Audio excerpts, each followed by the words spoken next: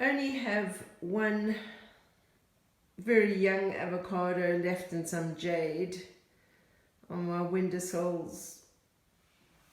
It's all looking a little bit bare, and this is my lounge. No more furniture. It's looking a little bit grim.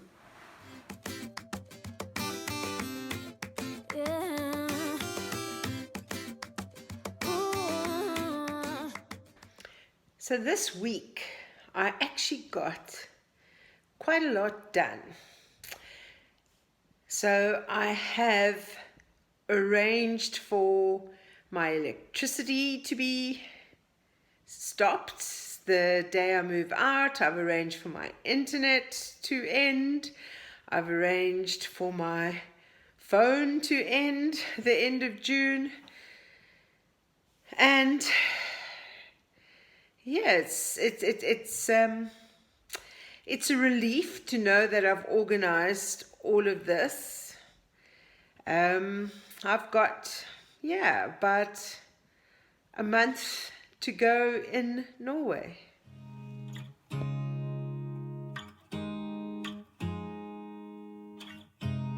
You look at me like I'm crazy when I shut my feelings out. You look at me like I'm different, still you stay cause you feel something real. Get so lost in my moments, doesn't mean I don't need you. I fell in love with your colors, they kinda tell me what I'm thinking. I fell in love with the way we are and the way we lose it. What a miserable, rainy day. But it's a good day because I'm getting my first coronavirus vaccine shot today. So I went to see a specialist about this cough. Now, you can't always tell that I've been struggling with this cough for the past, it's over a year now. But if I start teaching or speaking on the phone, I can feel a cough coming now. It's quite difficult. Anyway, then I just have to stop like I just did now, have my cough, and then I can carry on filming again.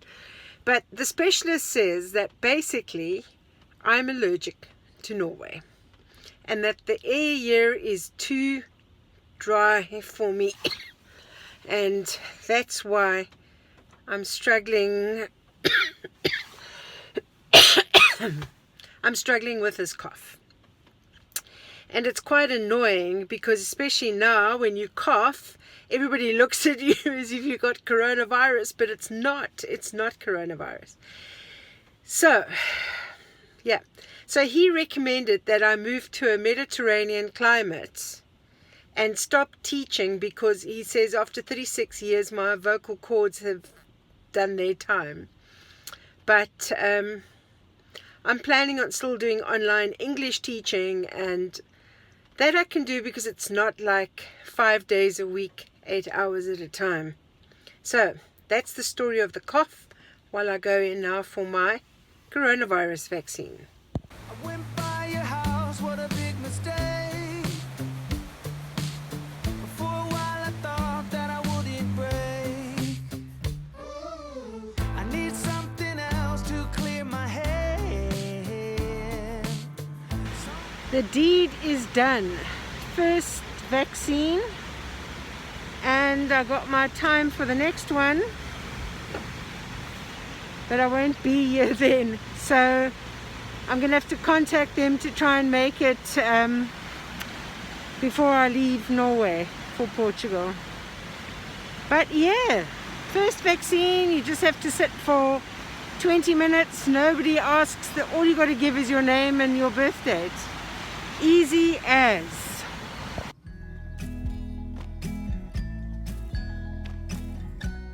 So although it's quite overcast and The forecast is lots of rain. The weather is much warmer, so I have started moving my plants outside. I'm going to have to get some stakes for some of them because they were sort of like leaning against the window, and I think they're like this one. I think it needs a stake just to keep it upright, because now they don't have that window as support. The gooseberries and the ginger coming along well. I never realized I had so many. It's like a whole forest out here.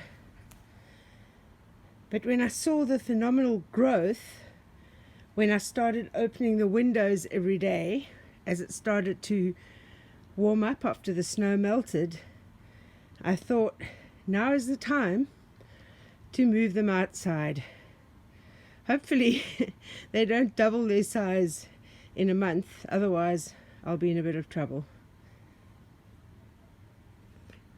But anyway, this is what kept me busy during lockdown, and without plants upstairs now, it feels a little bit lonely.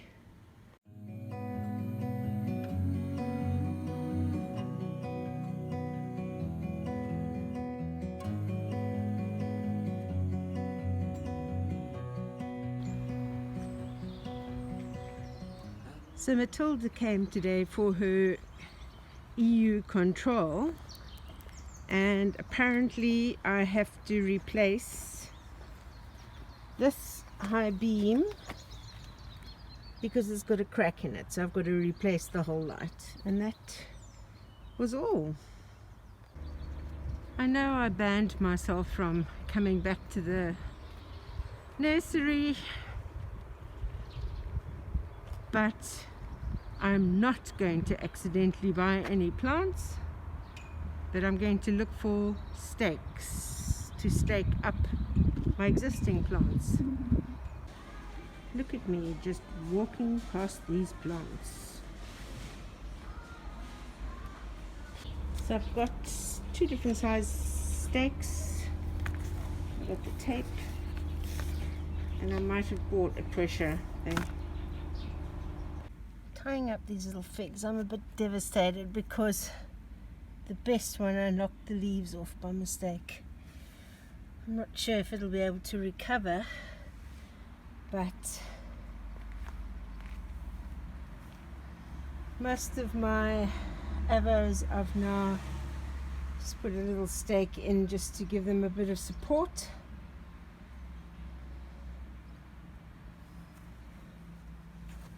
Yeah, looks like a rainforest. So these have arrived. They actually look like quite good quality. You might be wondering what on earth they are. They had really good reviews. So it's got like a little tap thing that gets attached onto it. I've got to figure out how that's going to work. And my idea is, if I ever have to go away and do a trip, how this works is, well, they're all stuck into each other, but how it works is that a bottle, you screw a bottle into the top, and then of course this goes in the ground next to the plant. You turn the tap onto like a little drip, and yeah, it waters the plants for up to 2 weeks, I would imagine, depending on the size of the bottle. This is what it looks like. And that's a little hole to put that, attach that little tap. And then the bottle goes in there. The good news is that it seems to come with instructions. So that's how you're going to put the little tap thing in, bottle on the top, and apparently you've got to make holes at the bottom of the bottle. And you regulate the drop. Yeah. And my mosaic farm sign is wrapped in bubble wrap, ready to be packed. And this also arrived. This is a cover for an IBC 10,000 litre IBC tank, because I plan on getting an IBC tank, getting a couple of them actually. So I've seen that it seems to be quite difficult to get like a black IBC tank, and if you get the white tank, then if you don't cover it in something, algae will then grow in the water. So this hopefully will stop my tank from developing algae.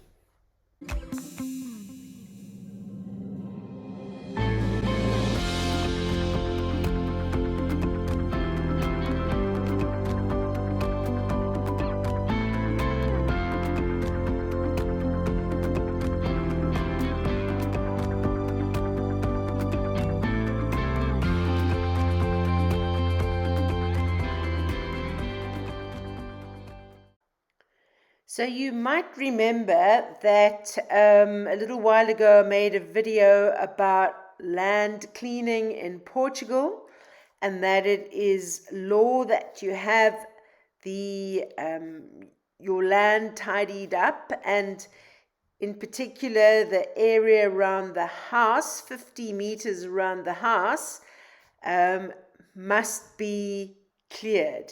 So I had to organize someone to come and do the strimming and clean around my little cottage before the 15th of May.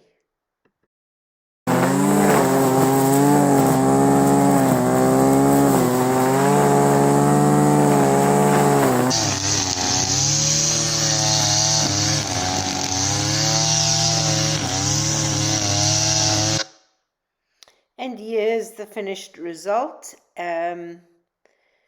He spent some time busy doing some strimming, removing a lot of the brambles that were growing there.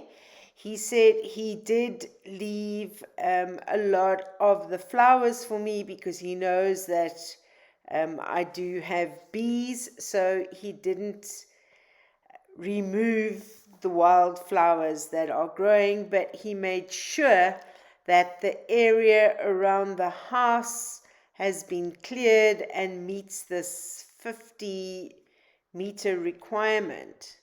So that's really good. That was a huge relief for me.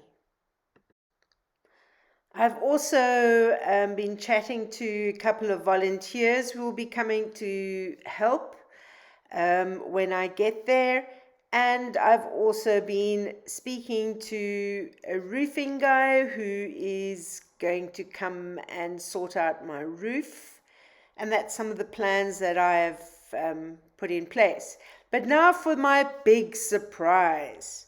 Well, as you know, one of the animals that I want to eventually get on the farm are kuni pigs, and I did quite a lot of research into that.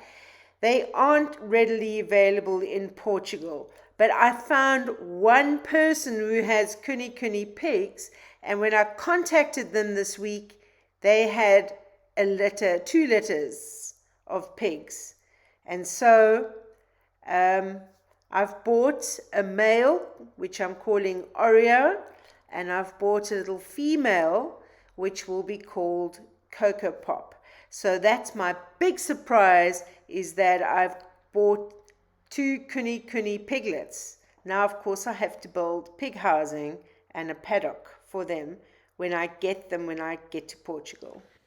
So you can support my channel by commenting, hitting the like button, subscribing to my channel, and also buying some of the merch, the link for which is in the description below.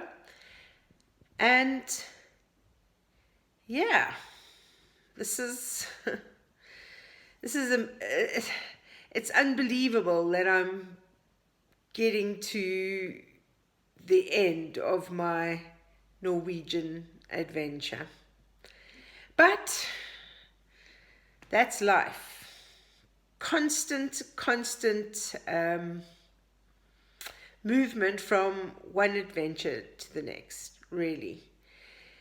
So, keep safe, keep sane, and I'll see you on my next adventure. No, not really, not yet. My next video.